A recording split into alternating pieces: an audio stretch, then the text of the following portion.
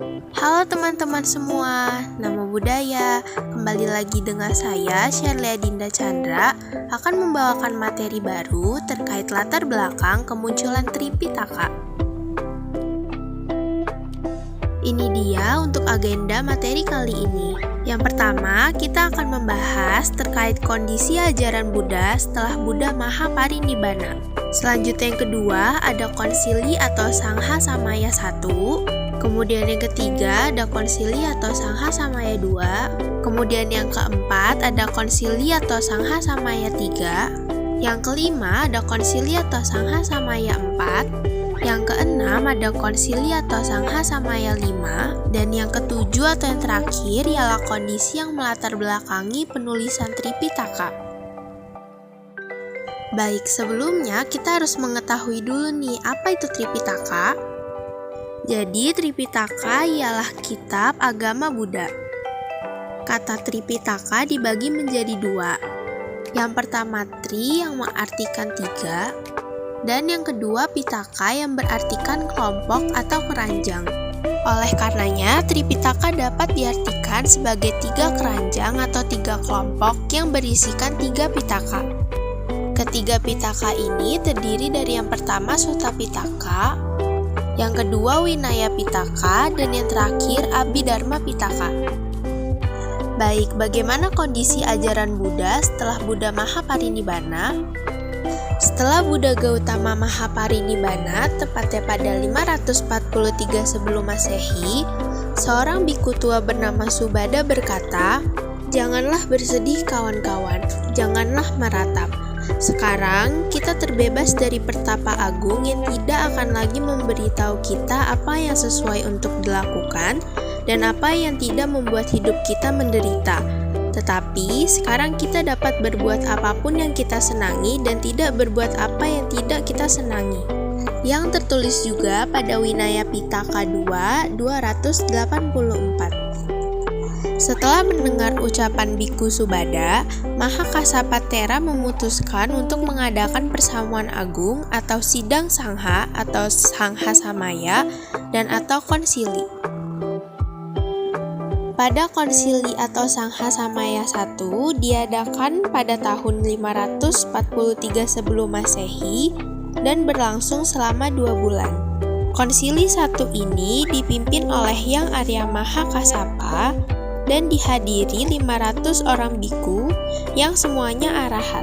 Pertemuan ini diadakan di Goa Satapani di kota Rahajagaha. Dan pada saat itu semua ada di bawah perlindungan Raja Ajatasattu. Konsili atau Sangha Samaya 1 ini dibuat bertujuan untuk menghimpun ajaran Buddha Gautama yang diajarkan kepada orang yang berlainan, di tempat yang berlainan, dan dalam waktu yang berlainan.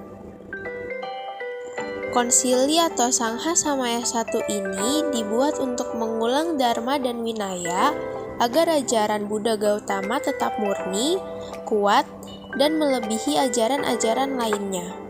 Pada saat itu, Upali ditugaskan untuk mengulang Winaya, sedangkan Yang Arya Ananda ditugaskan untuk mengulang Dharma. Oleh karenanya, Sangha tidak akan menetapkan hal-hal mana yang perlu dihapus dan hal-hal mana yang harus dilaksanakan, juga tidak akan menambahkan apa-apa yang telah ada. Selanjutnya, pada konsili atau Sangha Samaya 2 diadakan pada tahun 443 sebelum Masehi, tepatnya 100 tahun sesudah konsili atau Sangha Samaya 1. Dan konsili 2 ini berlangsung selama 4 bulan lamanya. Konsili 2 ini dipimpin oleh Yang Arya Rewata dan dibantu oleh Yang Arya Yasa serta dihadiri oleh 700 biksu. Konsili 2 ini diadakan di Wesali dan di bawah kepemimpinan Raja Kalasoka. Sidang kedua ini diadakan karena sekelompok biksu Sangha atau Mahasangika berpikiran untuk memperlunak Winaya yang sangat keras, walau akhirnya gagal. Dan pada sidang ini dibicarakannya kesalahan-kesalahan biku-biku dari suku Wajis yang melanggar Pacittiya dan diakui bahwa mereka telah melanggar Winaya dan 700 biksu yang telah hadir menyetujuinya. Pengulangan Winaya dan Dharma ini dikenal dengan nama Sata Siti atau Yasa Tera Sangiti. Dan dalam pengulangan ini, Biku Yasa dianggap berjasa dalam bidang pemurnian Winaya. Adapun pada akhirnya, Sangha terpecah menjadi dua kelompok, yaitu Mahasangika dan Stawirawada atau Theravada. Selanjutnya, pada konsili atau Sangha Samaya III diadakan pada tahun kurang lebih 313 sebelum Masehi atau 230 tahun setelah konsili 1. Konsili atau Sangha Samaya III ini dipimpin oleh Hyang Aryatissa Moggalliputta. Konsili 3 ini diadakan di Pataliputra di bawah kepemimpinan Raja Asoka dari suku Maurya. Sangha Samaya III ini dibuat bertujuan untuk menertibkan perbedaan pendapat yang mengaktifkan perpecahan Sangha. Dibuat juga untuk memeriksa dan menyempurnakan kitab suci Pali atau memurnikan ajaran Buddha Gautama. Pada saat itu juga, Raja Asoka meminta agar para biku mengadakan upacara uposatha setiap bulan agar biku Sangha bebas bersih dari oknum-oknum yang bermaksud tidak baik. Konsili 3 ini menghasilkan keputusan untuk menghukum biku-biku yang gadungan atau palsu. Juga ajaran Abhidharma diulang tersendiri oleh Hyang Arya Mahakasapa, sehingga lengkaplah pengertian Tripitaka yang terdiri dari Winaya, Sutta, dan Abhidharma. Bahkan pada saat itu Yang Aryatissa memilih 10.000 orang biksu Sangha yang benar-benar telah memahami ajaran Buddha Gautama untuk menghimpun ajaran tersebut menjadi Tripitaka, dan perhimpunan tersebut berlangsung selama 9 bulan. Jadi secara tidak langsung pengertian Tripitaka mulai lengkap pada konsili 3.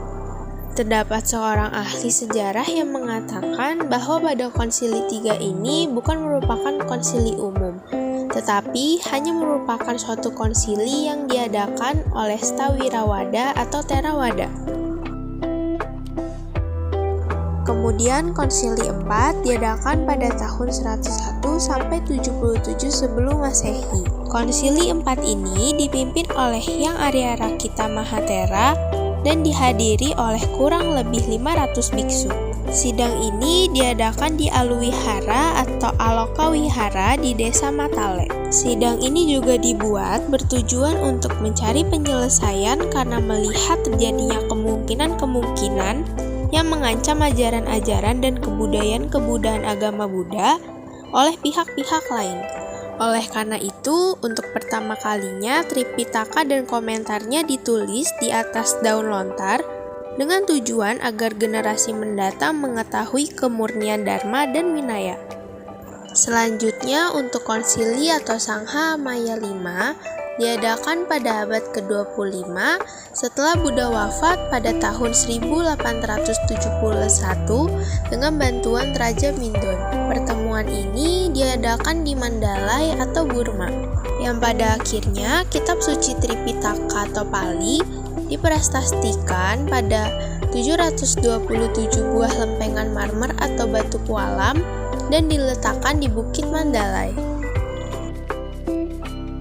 Di sini ada tambahan untuk konsili atau Sangha Maya 6 yang diadakan di Rangun pada hari Waseka Puja tahun Buddhis 2498 dan berakhir pada tahun Buddhis 2500 atau tahun 1956 Masehi. Pada Sangha Amaya 6 ini dilakukannya penerjemahan kitab suci Tripitaka yang berasal dari bahasa Pali dan mulai digantikan ke dalam beberapa bahasa barat.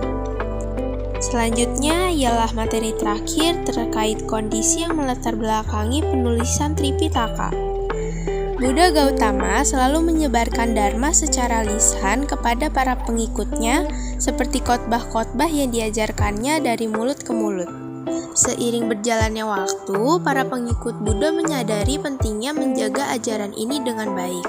Oleh karena itu, mereka berusaha mengumpulkan dan menyusunnya secara tertulis. Akhirnya, penulisan Tripitaka dapat terjadi karena adanya Siddha Sangha yang dilakukan oleh para pengikut Buddha yang ingin melestarikan ajaran Buddha. Baik, itu saja materi dari saya. Terima kasih atas perhatian teman-teman. Namo Buddhaya dan Suki Hotu.